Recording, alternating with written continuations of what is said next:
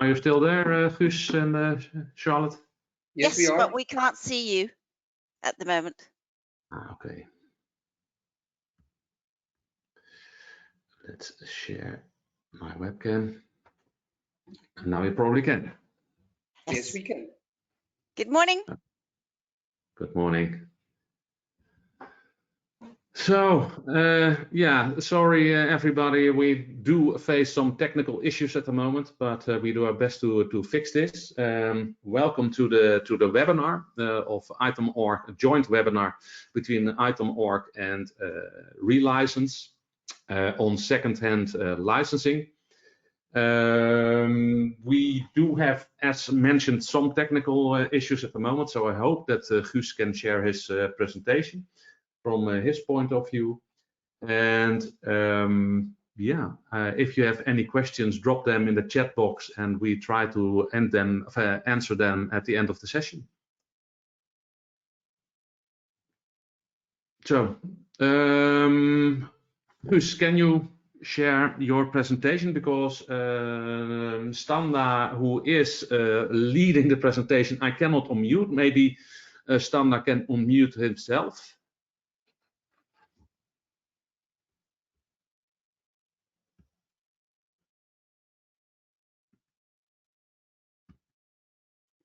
Now I believe I managed to unmute. Very good. Standa. I'm unmuted now. Does it You're work? unmuted. Go ahead. Yeah, it remains grayed out. Thank you. Thank you. So shall we just begin with the quick introduction, because we also have the agenda. Can I make Please. you a presenter then? So let's do it without slides. Let's not try to test our luck and try to do one more technical adjustment. So I'll just try to talk you through. So first of all, thank you very much for joining. I'm very pleased that we can do this presentation together with our friends from Relicense. This session is hosted by Item.org, and what we do in Item.org are several interesting things. So I'll just quickly explain the agenda. I'll have a 1 minute about Item.org, and I'll let the Relicense guys to introduce themselves and then get really to the content. So after the introduction, there'll be something around 40 minutes presentation from the Relicense team about the hands-on experience on trading second-hand software. And then at the end, as we lost a bit of time, we'll do like 5-10 minutes roundtable, where we have a few questions when you can raise the questions to our presenters. And really the point is to get as much experience from the real life of trading software as possible. So Item.org, what we do, we have several activities. Some of them are the chapters, so we really bring the experts in Item community together. We are very active in Ireland, UK, Germany, and Benelux, most recently France, Denmark, Czech Republic. We are expanding the network, and really the idea is to bring together the experts from all around the world, so they can share the experience and become more efficient and effective in what they do in the exciting world of IT asset management. We also help with several services. We are now also doing the tests of the tools. We are also doing the maturity assessments, so you can work with us and you can do yourself test how mature is your IT asset management. And we are now also kicking off the professional services arm, which is helping really getting your projects done and delivered. So this is really from our side. I'm sure we'll touch a bit later, but now let's hand over to Guus and Charlotte, who can introduce themselves. Thank you very much for joining. Thank you. So can everyone see my screen now? yes. Okay, perfect. Anyway. So it's up to you, Charlotte. Yep. So thank you so much, Item.org, for inviting us. What we have planned for today is a short introduction of ourselves. Then we would like just to give you a short intro to what is Relicense, what we do at Relicense,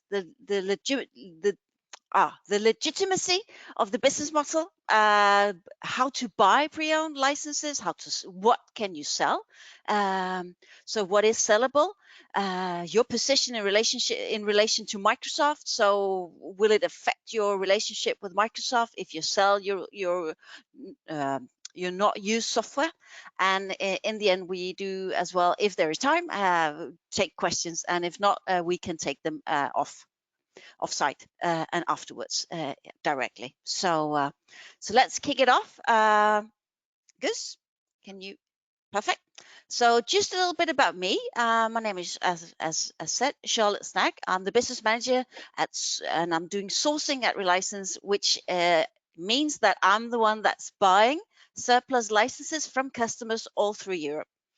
I've been working in the industry for 25 plus years, and the last sort of 20 years, I've been working selling software, Microsoft licenses. So I recently joined Relicense, came from Cloudon, which was a cloud partner. Before that, I worked both 7.5 years for Crayon. I worked as a CEO in Denmark, and I was interim CEO in the UK. And before that, I worked 10 years at Atea, where I was leading the software team. So that's very short about me and my insight into Microsoft licensing and the software industry. Over to you, Gus. Okay, about me. Hi, everyone. Just to give you a short introduction, I always like this picture because they take kind of a big leap here. And the leap, it's actually, you would expect this being a trick shot, but this is actual shot taken at the Red Bull Rampage event which is annually in Utah, where they they throw themselves into jumps from 21 meters, up to 21 meters, I must say. And I like mountain biking, but this is like equivalent to the leap I took back in 2008. And you'll see the 2008 is equal to the moment where Relicense actually took quite a big leap. In 2008, I left one of the Dutch Special Army Forces in order to go into licensing business. I thought, what can be more exciting than the job I do currently? So licensing was the way to go, of course. And I started at Insight back in 2012, which was actually a very important year in the business model of pre-owned licensing as well, which you will see later as well. I left Insight in order to join Comparex back then, which is currently Software One. And ever since 2018, I left Comparex in order to start working with Relicense. I'm responsible for the Benelux business now, and actually ever since 2008, we see a huge adoption increasement of the usage of the pre-owned business, the pre-owned Microsoft licensing business, I must say, actually. So it's going sky high at the moment. As you can see, the arrow is going into the clouds, and there is a long journey ahead even for this business model. So it's up to you again, Charlotte. Yes. So just a little bit about Relicense. So we were founded in 2008 by 4 German guys that saw the ability to say, they had like the question saying, so why is nobody selling their software when they don't use it anymore, like you're selling your used computers? So they founded Relicense in Munich in 2008. And since then, we've just been steadily growing. The last couple of years, 2, 3, 4 years, we've actually been growing quite rapidly. So this is on the uptake, and it's growing. Oh, and 2 nice boys. Sorry. So sit still, Giz. So it's growing really rapidly now. So last couple of years, we've had a turnover of 27 million. Sorry, a revenue of 27 million euros. and expect to do the same this year, more or less. Let's see what COVID has for us, but for now, our outlook looks like that COVID will actually drive even more secondhand software sale. Both because there's somebody that has more excess software and somebody as well are looking to cut a good deal. So just to give you some figures, we actually sell well above 200,000 Office licenses, pre-owned software licenses a year. So this is big business, and this is something that is done every day throughout Europe. So I know there are countries where this is quite new, but if you look into countries like Germany, Austria, the Netherlands, this is done. This is totally usual and something that is done every day. I know Gus, my colleague here, he actually has customers coming back. They bought licenses, bought Office 2016 from us. They're not coming back, and they actually are asking to sell back their old pre-owned software licenses to us and want to buy new ones. So this is something that has been going on for years, and it's something that is totally every day in many countries, but not all still. We're 30 employees. Little over half is situated in Munich, and the rest of us is situated around Europe. So we do have a fair amount of colleagues that speaks local languages. We've got people speaking Danish. Of course, most of us speak English. We've got Dutch speaking, Italian speaking, that as well is able to speak some Spanish and French. So we've got people speaking. We've got French speaking colleagues as well. So we actually cover quite many languages and many countries. And we've got offices throughout Europe as well, so 5 offices in all. Back to you, Gus. Yeah. So what we actually do, Charlotte has already been saying she's responsible for buying surplus licenses. But you might wonder, okay, why would anyone have any surplus licenses? And something we come across very oftenly, and we deliberately put in a picture of a bigger office, because we used to buy licenses from multinationals, from bigger organizations. It's the attendants actually, who actually came from a license migration, which is the most common thing nowadays. And a license migration meaning they were on perpetual license before, and now they have migrated to Office 365 or M365, for example. So if you had perpetual license before and then you start going into a subscription, you remain with the perpetual license on the shelf, and we are able to buy those from you, and we keep those on stock. Another situation which comes across very oftenly nowadays is reorganization, and many organizations, we've been seeing airlines having to decrease their complete workforce in a couple of months, and these organizations as well, they remain with licenses on the shelf. We are able to buy those licenses from them and actually give them back a value for an asset they have already paid for in the past. The same goes actually for when a divestment is actually being done, or when an organization starts to use another solution. For example, you were on Microsoft solutions before, and you went to a Google environment. Then as well, you remain with a lot of Microsoft licenses on the shelf, which we are able to recapitalize actually. So we keep them on stock, and then we sell from a demand in the market. And this demand most often comes from a license shortfall, which is very familiar to you, of course, either way, or an organization who actually wants to buy legacy licensing, which is a very big benefit of our business model as well, because traditionally you are only able to buy the current edition of Microsoft software, like for Office, which is currently Office 2019. But our business model has the opportunity to buy Office 216 or 213 or even 210 if you'd still like to use that for some kind of reason. And the same goes for backend solutions like Microsoft SQL, which is a product which is actually very common to be used in a very legacy edition.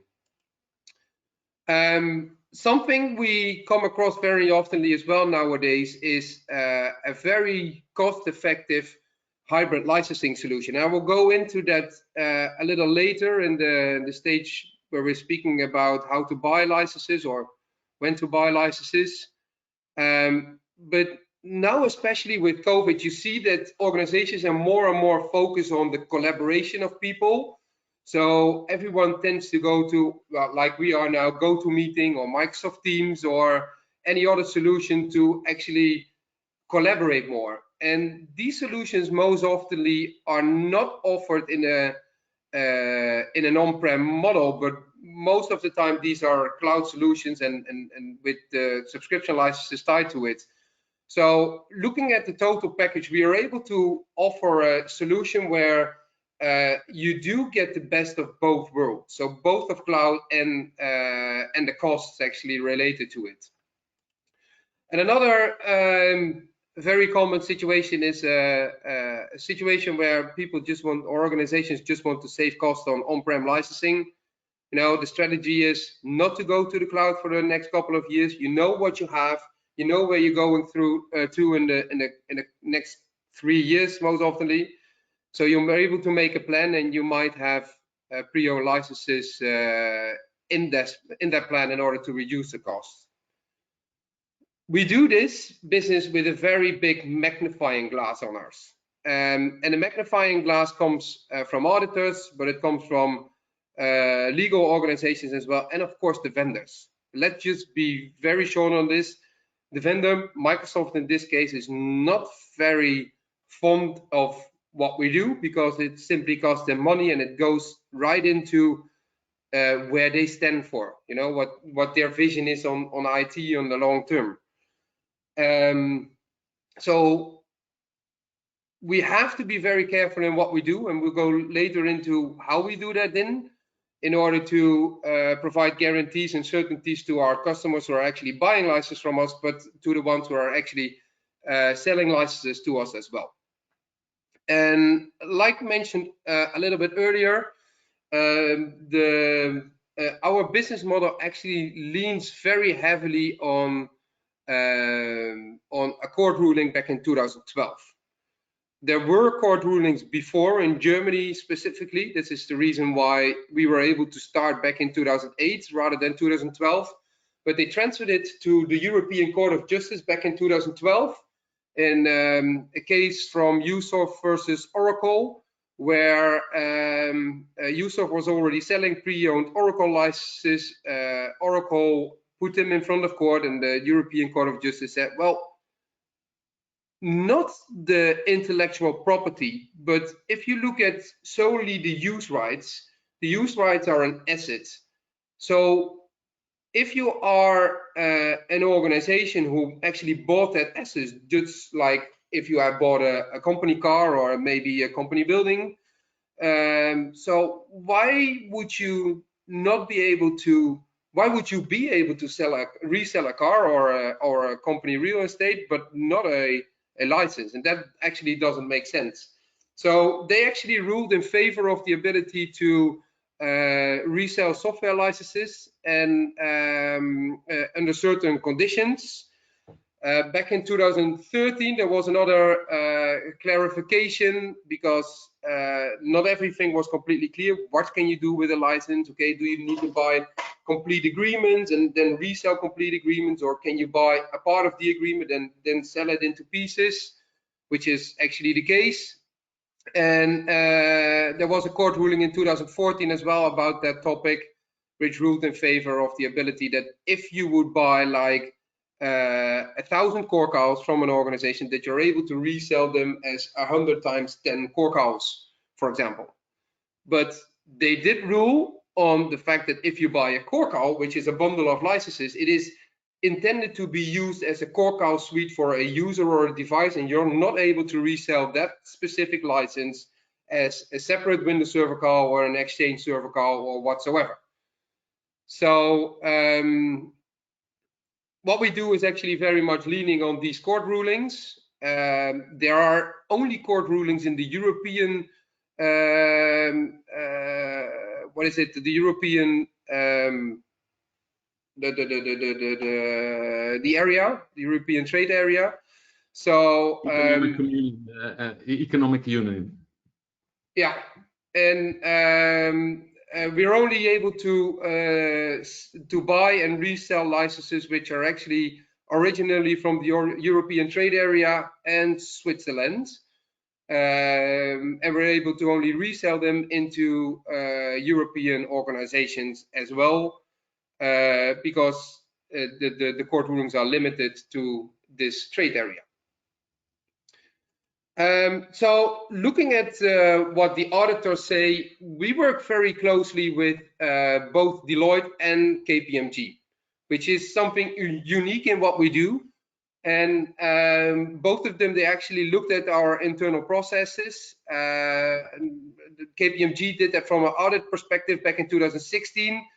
But Deloitte did it from another perspective because they were actually already helping us in order to determine the scope for customers who are selling licenses to us. And Charlotte might be coming back to that a little bit later, but nowadays both of them are involved in our procurement processes when we buy licenses from customers, so we are able to actually provide some certainties and guarantees to customers who are actually buying licenses from us.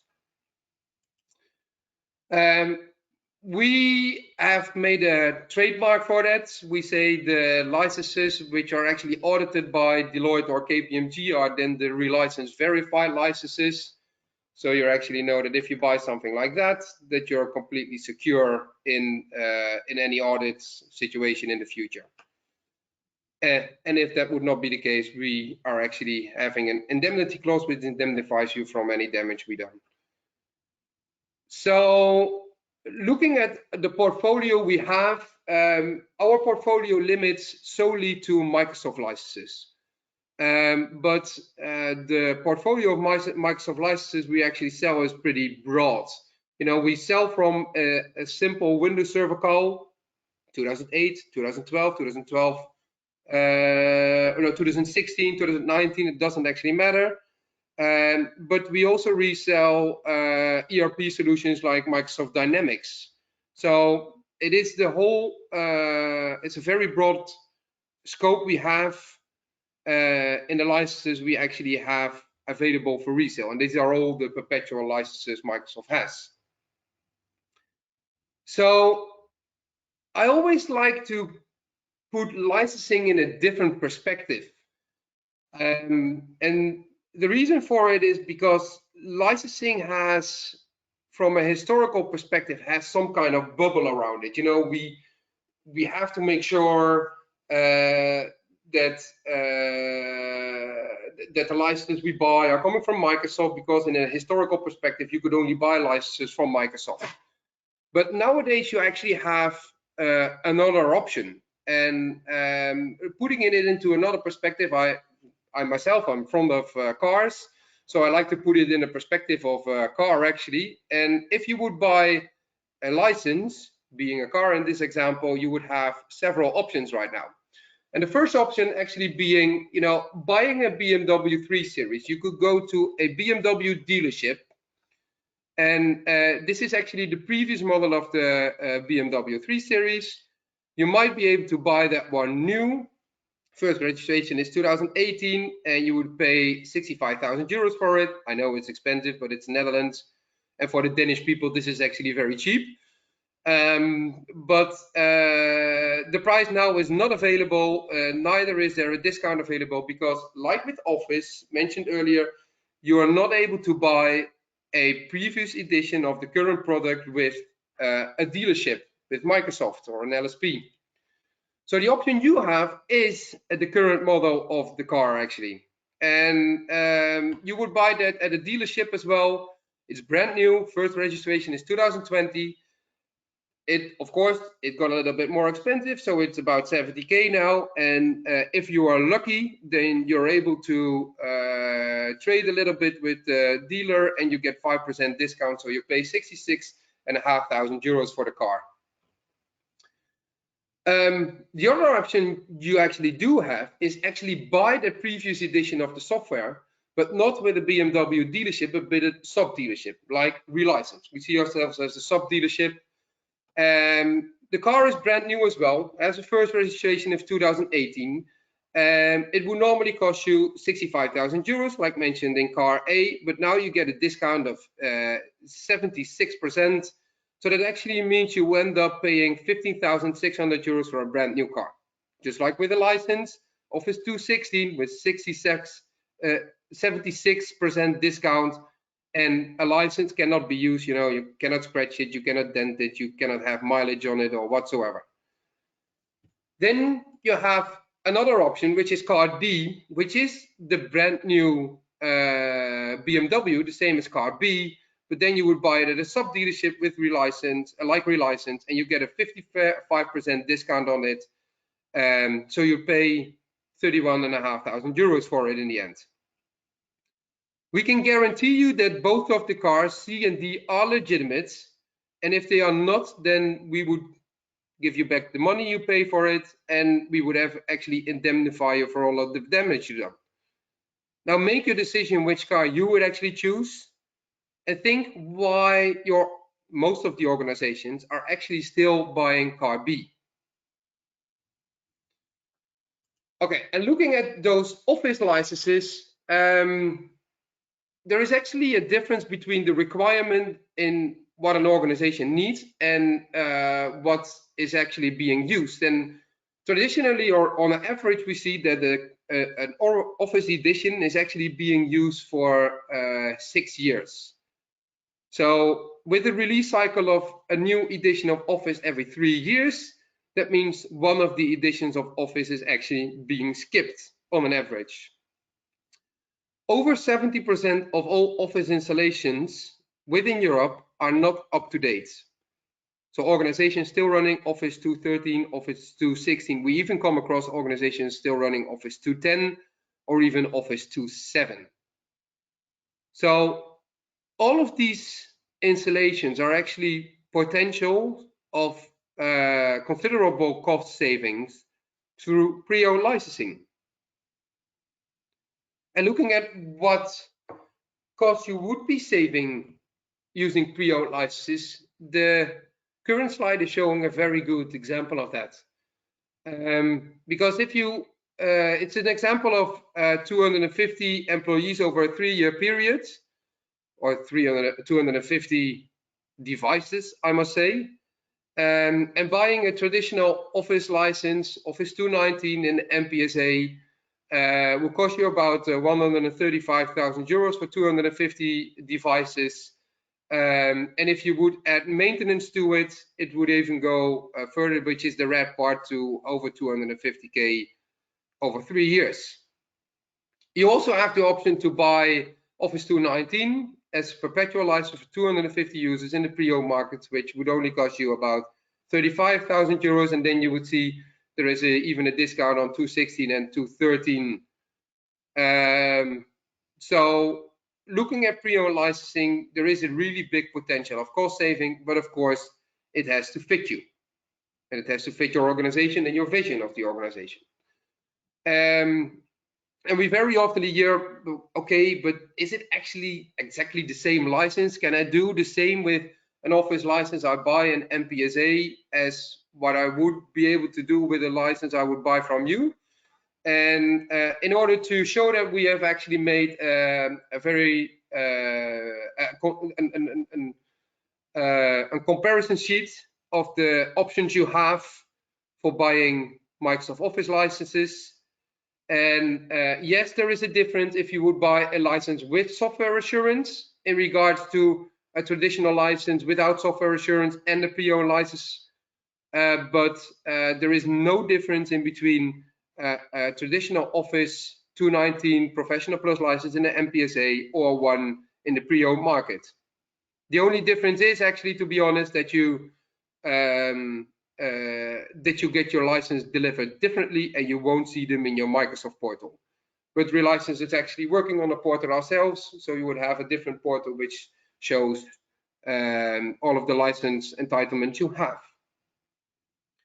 Now, this, of course, it sounds really interesting, but there are a few things you might be looking at as an organization before going into this business. And some of you people may know this. This is from a movie, Matilda. This is a foster parent who is actually he's having a car dealership, and he's selling really good looking cars for a really good price, but then underneath the bonnet there is like nothing there. So what do you have to pay attention to? And one of the first actually being, make sure that your pre-owned licensing partner, whether that is Relicense or someone else, is able to show you that they're completely acting legitimate. And we do that using auditors in our processes. And if you are willing to have that, we are even able to provide you with an auditor statement on the license you are getting delivered, but it's an additional cost. So that's actually very important. Then secondly, Microsoft licenses you buy from the pre-owned market might actually change in product terms in comparison to licenses you buy as new licenses. And what I mean with that is that if you have software assurance on a license, or you buy a current license, then if you have software assurance on a license, you might get additional license benefits from software assurance.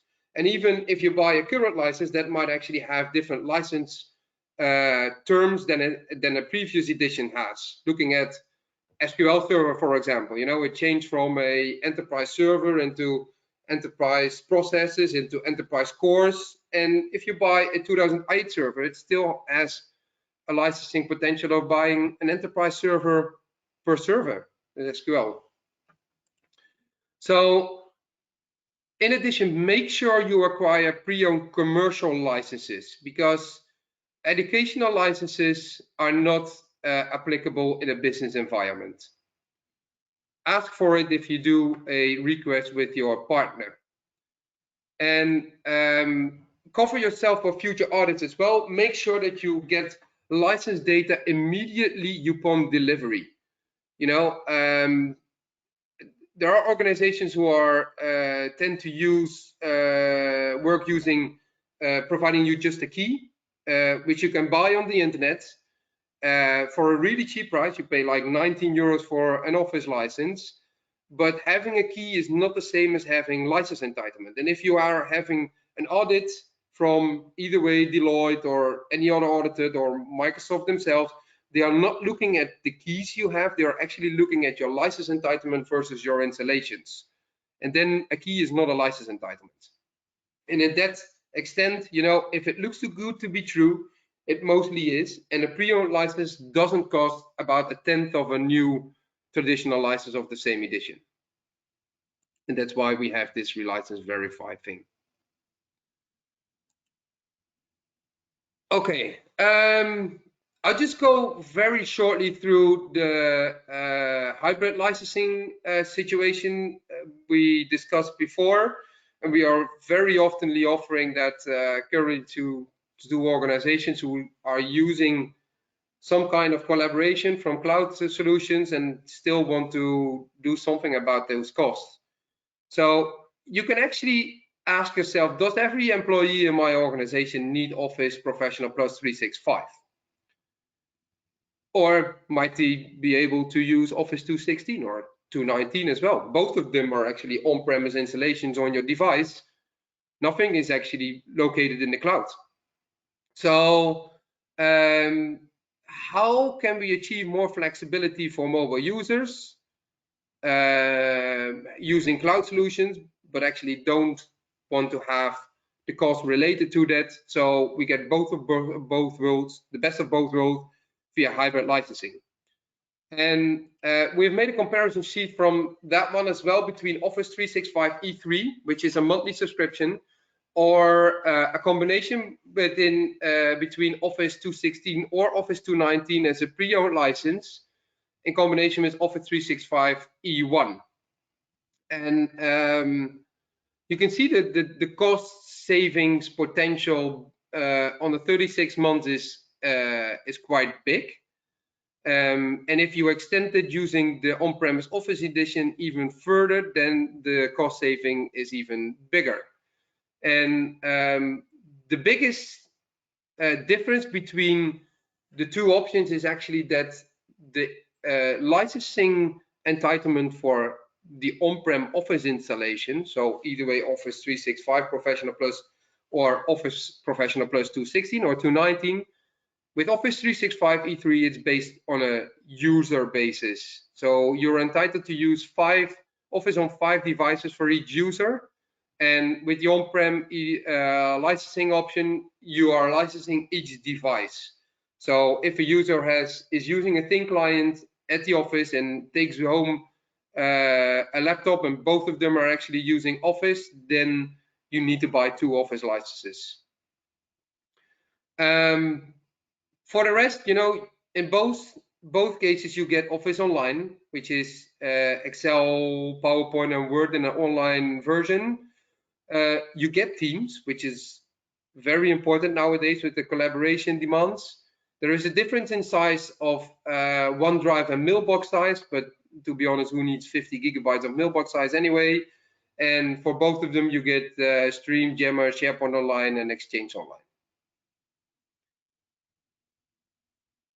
Looking at a graph on how these numbers actually work out in the end, we can provide you with a white paper if you want. This graph is in there as well, but it's very obvious that a scenario with 1,000 users on Office 365 E3 is very much more expensive than a scenario where you combine that one with any case of Office on-prem licenses actually.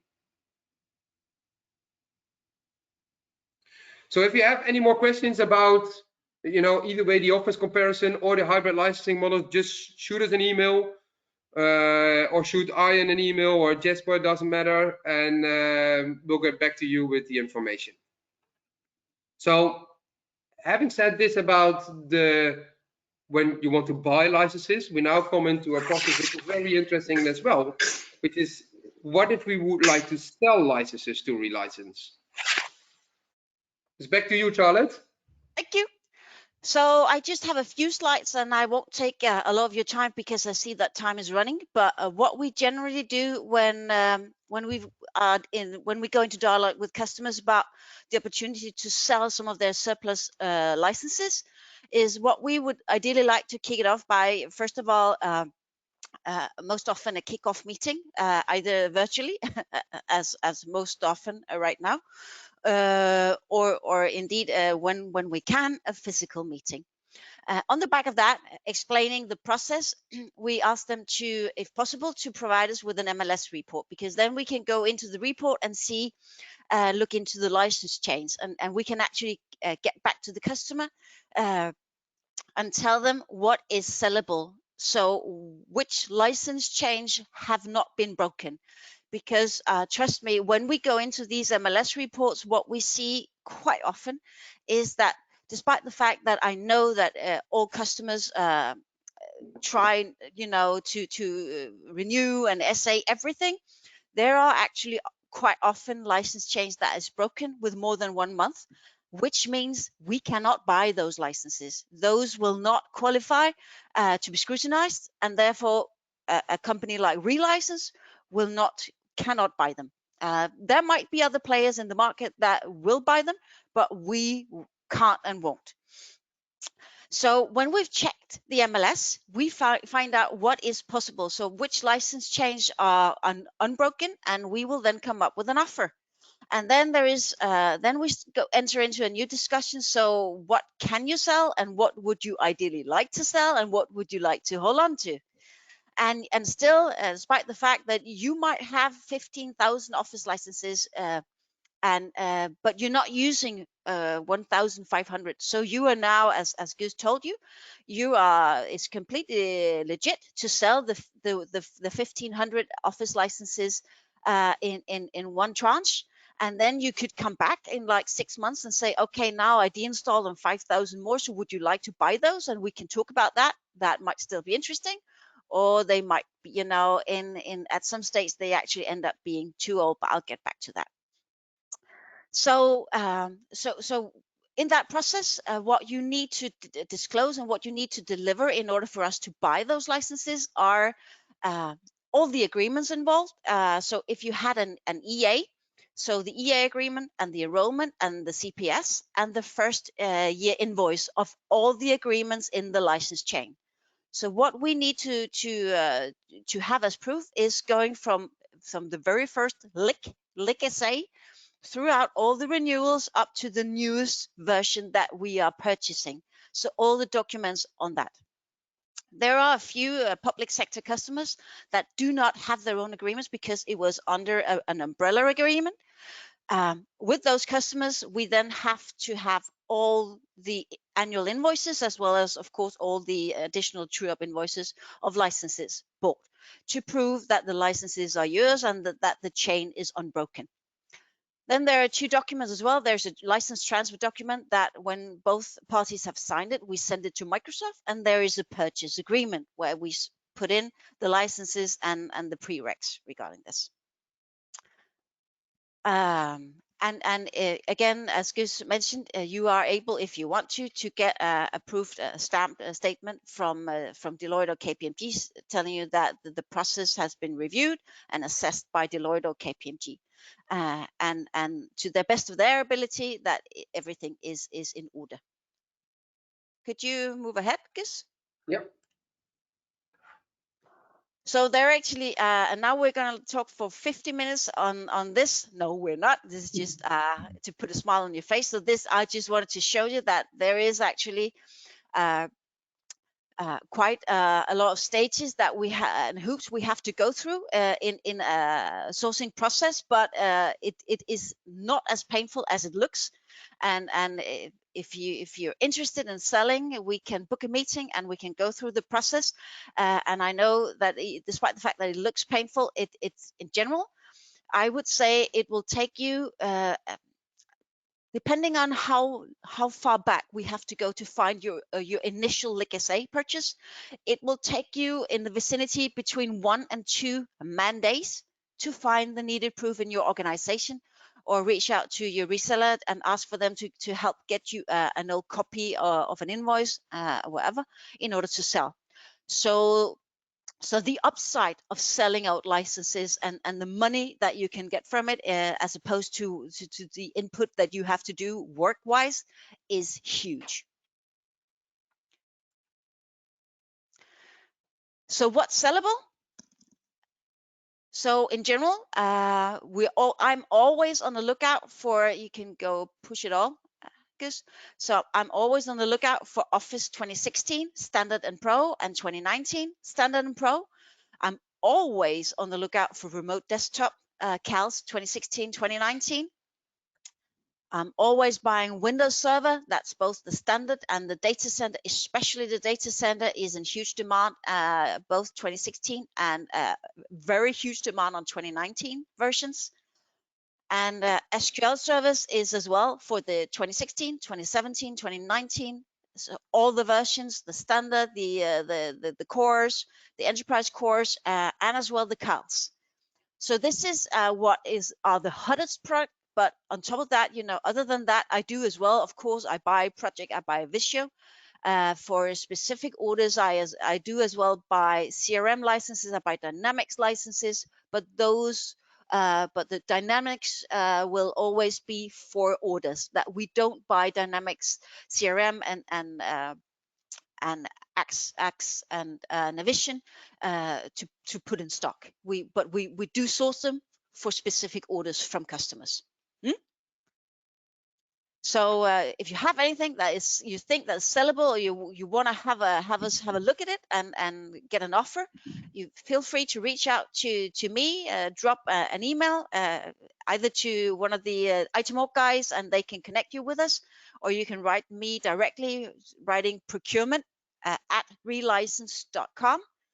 And I will definitely look into it. We have a team that scrutinize the MLS and come back with an offer, and you can as well if you want to put a caveat on it and say, so please just look into either or, just look into the office or just look into the remote desktop or look into whatever and see what is sellable and provide me with an offer, and we will. Okay, so as time is running out, I want to go quickly through the last two topics actually. One of them actually being the from SA topic. We very often source licenses from organizations who have migrated from perpetual licenses to Office 365. And in that transition, you actually get a so-called from SA discount from Microsoft if you had software assurance on all of the products. So as of May 2020, in order to fight back to our business model, Microsoft added a rule to the Microsoft product terms when it comes to the from SA prerequisites. That rule is that customers should retain the corresponding qualifying licenses throughout its from SA license subscription period. Of course, it makes, as this is the basis in the product terms, this makes it very, well, actually harder for us to source the licenses. But if you are actually looking into the transition right now, or you have done that one before, there are two options which we have actually been successful in getting done with Microsoft, which still provides you the possibility to resell or sell your perpetual license into the second-hand market. So if you have already committed into from SA SKUs prior to May 2020, or then you are able to actually still resell the license because you have committed to the from SA SKU under the old terms actually already. And they cannot keep you to the new terms because they actually introduced it during your from SA period. Or if you come across an agreement renewal, then you should negotiate or actually demand a agreement amendment on this topic. And we have, in every case where one of our customers has actually demanded this from Microsoft, they actually got it. An important topic to that is that from this SA discount is already available for customers who have been using annual subscription licenses rather than perpetual licenses for at least 3 years before as well. And as they have been using subscription licenses before, they do not have any qualifying licenses to retain either. So that's a big question mark to us. And then the last part I want to go through with quickly is your position in relation with Microsoft. We very often hear it from customers that they are holding back to sell licenses to us because they think it's their relationship with Microsoft is actually getting damaged. But nowadays, doing this is already a very common thing. So it's not a big surprise to Microsoft anymore. A lot of multinationals have been doing this before you. And you can actually tell Microsoft that you are doing this in order to be able to invest more into new Microsoft technology, like cloud technology. And as they always as they are focused on selling more and more clouds, this will sound interesting to them. So I'm going to skip this one from a timing perspective and just want to ask, if you have any questions, get back to us.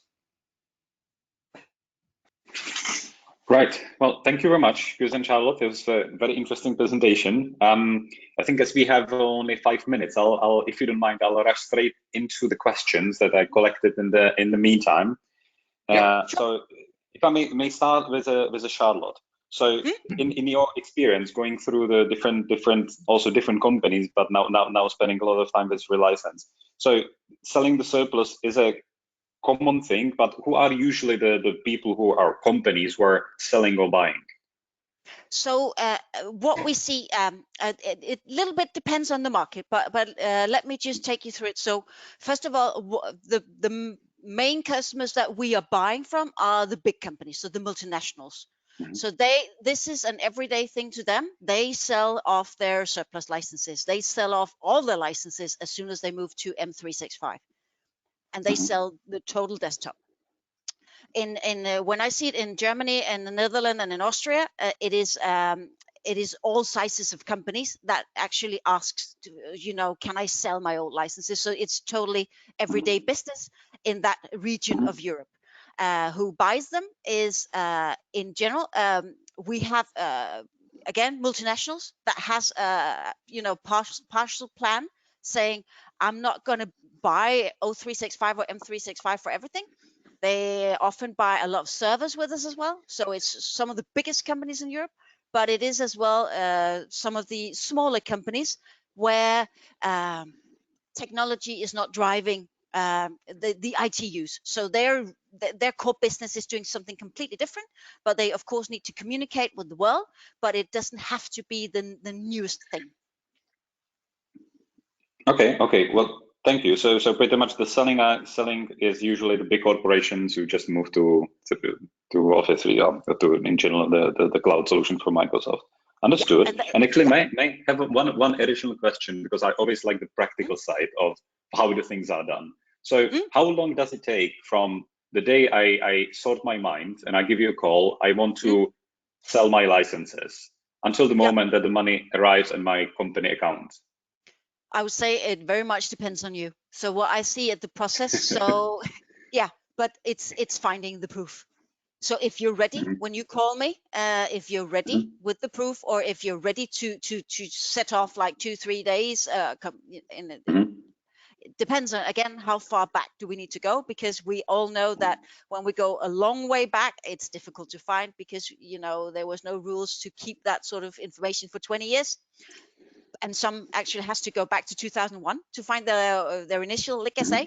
So that can take some time, but that is the time consuming, and that is all often the reason that it draws out. But I've seen, we've done this like in a week and a half, and we're done. If companies that just has an MPSA with LIC-SA or just LICs, it's short and painless.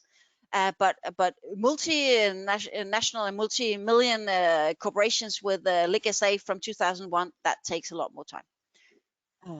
Okay. So week and a half is your record, and a couple of months is the complex case, right? Yeah. Okay. That sounds okay. Understandable. All right. Well, so thank you for this. And actually, one question to Goose, if I don't mind. I hope you don't mind that this is actually quite a a question that goes slightly in the guts of your company. But I was always curious how much of used software you have on the stock, right? And actually, it works very well with the analogy of your car dealer, right? So can I see your parking lot? Yeah. It is a very good question and a very interesting question, because it very much depends on our sourcing projects, on how many licenses we have in stock. And well, it's a combination of sourcing and sales projects, of course. So like a week ago, we were almost out of Office licenses, and well, Office 2019 licenses, I must say. And at the moment, we have about 20,000 licenses on stock again. So, which meaning a very big sourcing project, well, very big, a sourcing project came in. And but the forecast we currently have is that we are sold out of Office licenses again at the middle of January. So in the meantime, our sourcing team, for which Charlotte is responsible, is actually working on several sourcing cases where we can actually fill that gap again. Looking at other products, the products we mentioned, Office, RDS, SQL, Windows Server licenses are lesser available in this market, so we most of the time have less on stock. But products like Core suites and Windows upgrades, we have 10,000 of them on stock, and they keep coming in as well. Okay, very interesting. Right. Well, there were actually a few more questions, but unfortunately, it seems that we ran out of time. So I think what we can do as a follow-up, we'll make, most probably in cooperation with you, we might put a few FAQs on item.org pages, and with link to how to get to you and how to get the things running. Right. Yep. Well, sure. So from item.org, thank you very much for listening, and Charlotte and Goose, thank you very much for this interesting presentation and your answers. And looking forward to further working on exciting work with licenses. Perfect. Thank you so much. Thanks for having us, and have a nice day, everybody. Okay. Yeah. Thanks. Take care. Bye-bye. And this session will be available soon, made available soon by a link.